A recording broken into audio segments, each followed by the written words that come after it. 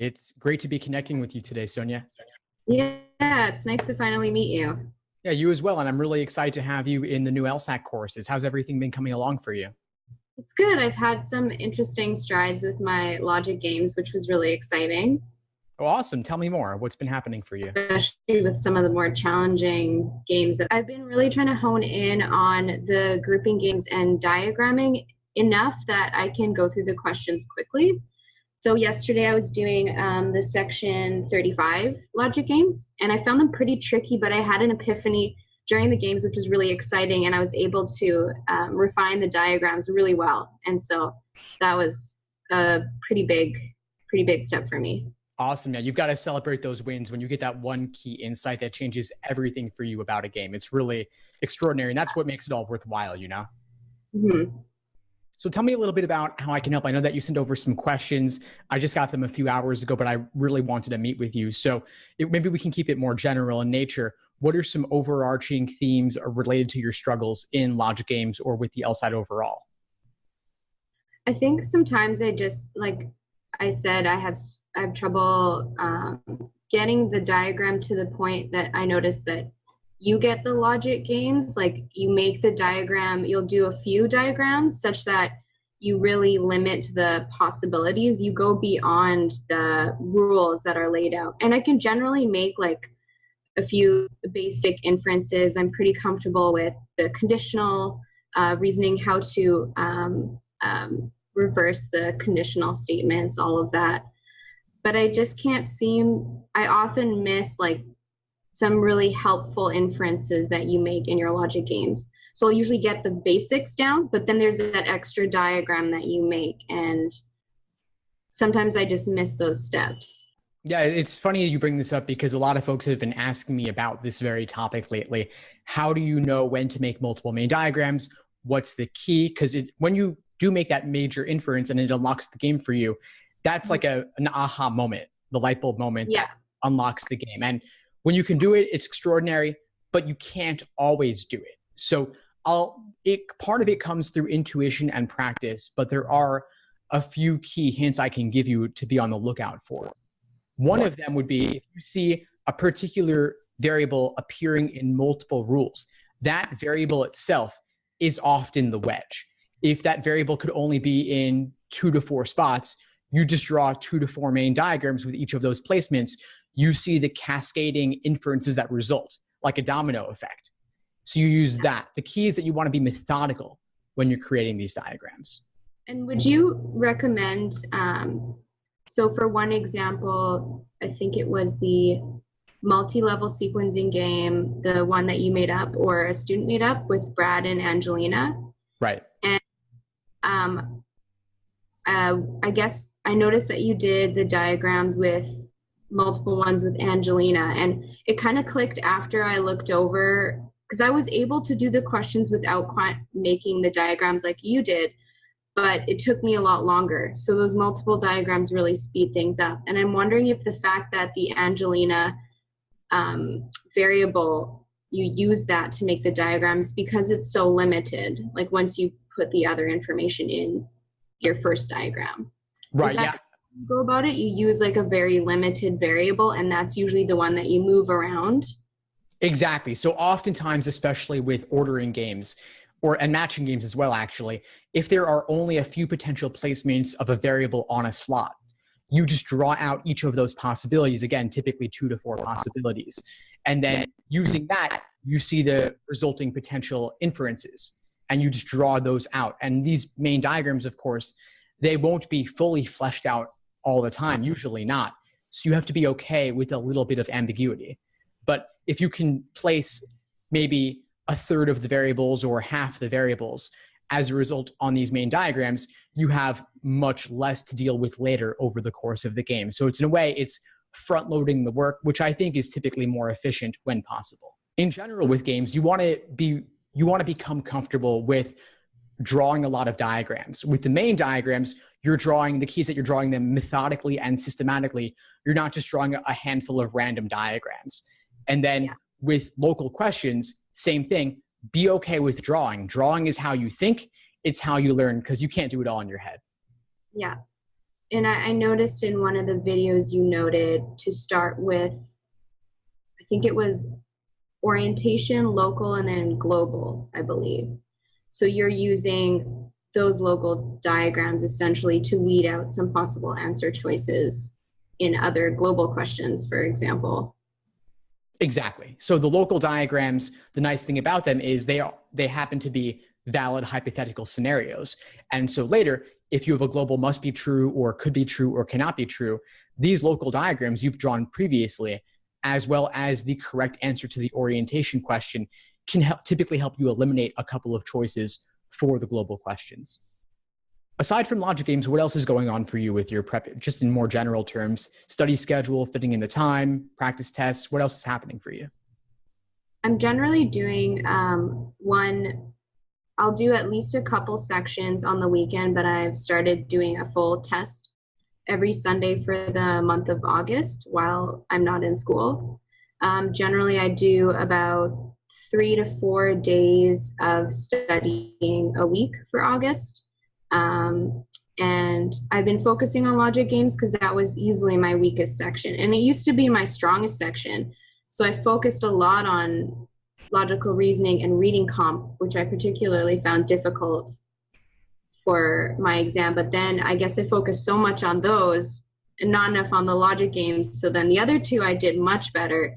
And then the logic games I actually did a lot worse, which was kind of surprising. So now I'm kind of focusing on that and then going to try to do a full test just to keep everything else fresh. One thing I noticed about logical reasoning is I've been keeping track of when I do a section, I'll keep and review it. I'll write down what type of question the ones I got wrong were, or even the ones I struggled with. And I was hoping to find a pattern so that I could kind of hone in on what I find difficult, but there doesn't seem to be any real pattern. And I'm wondering, I don't know if you have any advice on that kind of situation, or it's just general practice. There are obviously usually questions later in the section, so they're going to be more challenging. But yeah, that's exactly right. So a lot of times when someone like yourself, you've been studying for a while, you have a basic familiarity with the different question types. What happens then is you're getting difficult questions wrong just because they're difficult, but it's no longer about a misunderstanding of the basics of that question type. So I want you to think, going beyond just the question stem, to think about the methods of reasoning in the stimulus, as well as the patterns in tempting wrong answer choices and discouraging right answer choices. That's the kind of analysis you really want to do, especially on logical reasoning and reading comprehension, where you have those ambiguities of language. Okay. What does your review process look like right now? I always circle questions that I have trouble with. So even if I get them right, I'll usually go back and review that one as well. And I'll try to see exactly, maybe break down the argument, see why I would have thought something was incorrect. And then I use a lot of your explanations that you've posted to try to make sure that I'm understanding the reasoning process.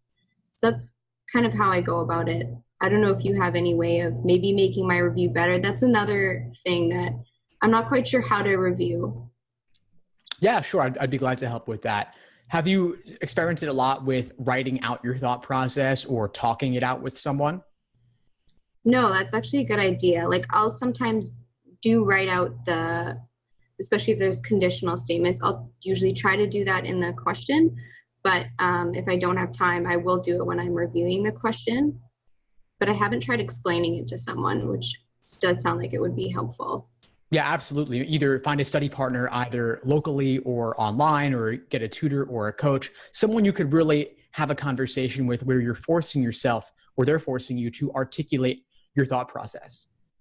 And if that's not available to you, then just writing it out in a notebook, not just diagramming the logic of a formal logic stimulus, but rather actually writing out exactly what was tempting about a wrong answer that made you pick it and what ultimately made it wrong, and what was discouraging about the right answer that pushed you away from it, and what ultimately made it correct.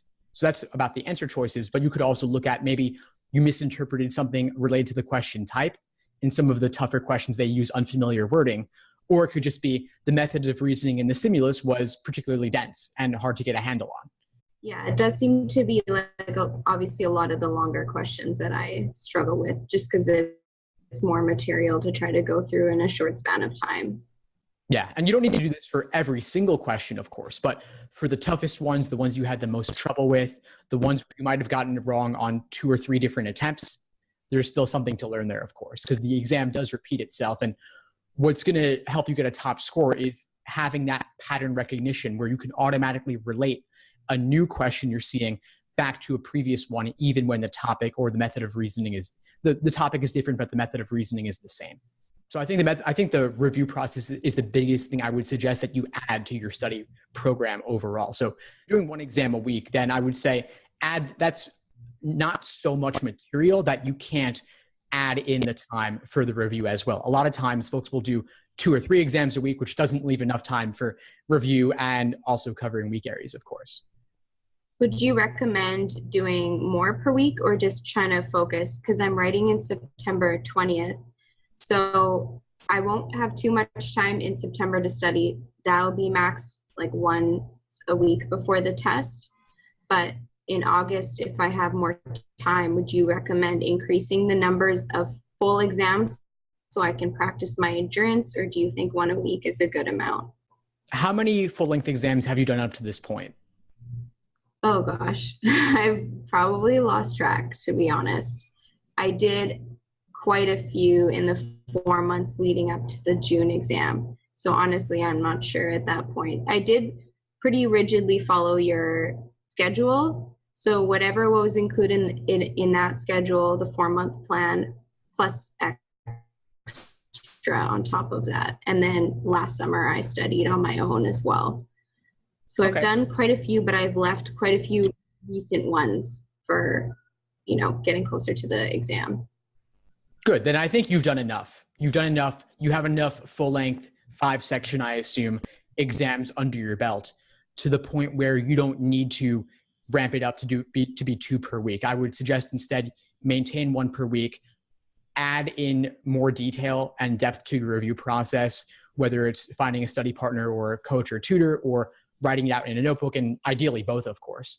And then adding in some review of any particular weak areas, either as individual timed sections or doing untimed work by type or studying more resources like videos and podcasts and such. What else would you need to have in order to feel complete for today? How are you feeling right now? I'm feeling pretty good. The logic game tips were very helpful.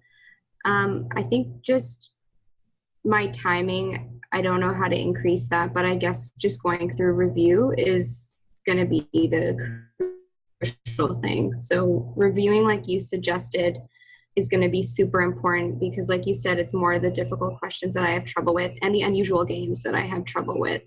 So I don't know if you have any more tips. I've watched all your videos to do with unusual logic games. I have your list of unusual logic games. I don't know if you have any extra advice for that. I tend to be tripped up I'm a pretty linear thinker, so I tend to be kind of tripped up when something's outside of the box. Is that just practice?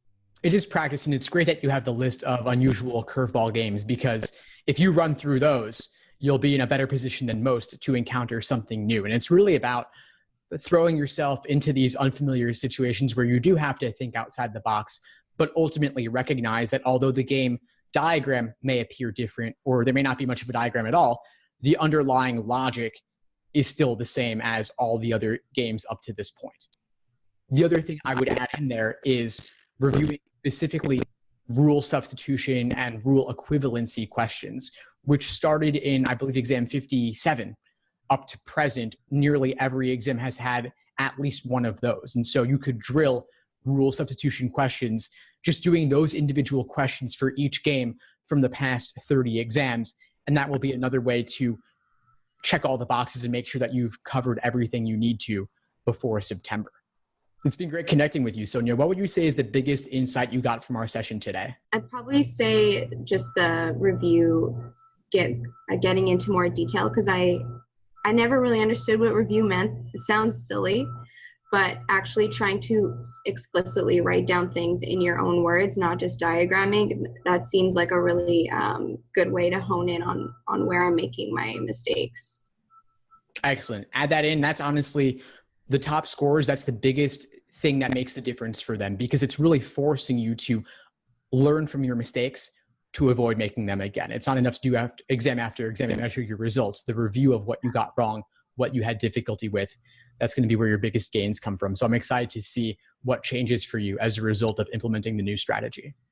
Yeah. Your courses have been the most helpful I've read a lot of the, the terrible books, Kaplan and all of those, and saw no improvement in my exams. So this has really helped me hone in on how to improve my scores. Thanks. I really appreciate it. And please keep in touch. I'm here for you if you need anything at all as you move forward with your prep. And also please come to the live online classes that I teach regularly. I'd love to have you there and address your questions. And if you ever can't make one, just email your questions in advance and I'll do my best to cover them. And then you'll have the recording later inside the course platform. Awesome. Thanks so much for your help, Steve. I really appreciate it. My pleasure, Sonia. Have a great rest of your week and be in touch.